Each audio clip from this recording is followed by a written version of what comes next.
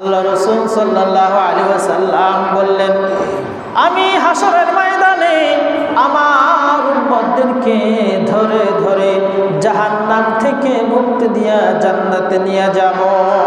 সাহাবায়ে কেরামগণ বললেন, ইয়া রাসূলুল্লাহ, আপনি এত মানুষের ভিড়ে আপনার উম্মতকে কিভাবে চিনবেন, কিভাবে আপনি জাহান্নাম থেকে মুক্তি দিয়া জান্নাতে নিয়ে যাইবেন?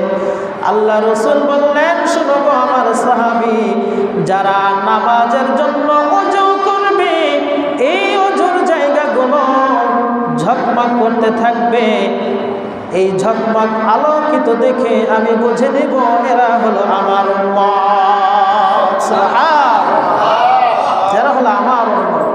অনেকগুলো কালো ঘোড়ার মধ্যে যে সকল ঘোড়ার মাথা সাদা থাকে, এই সাদা ঘোড়াগুলো বেছে নিতে যেমন কষ্ট হয় না, আল্লাহ রাসূল বলেন এই ঘোড়াগুলোর মধ্যে যেমন সাদা ললাট, সাদা কপাল বিশিষ্ট ঘোড়া যেমন বাঁচতে কষ্ট হবে না, চিনতে কষ্ট হবে না, অসংখ্য অগণিত মানুষের মধ্যে থেকে আমার উম্মতকে চিনতেও কোনো কষ্ট হবে না।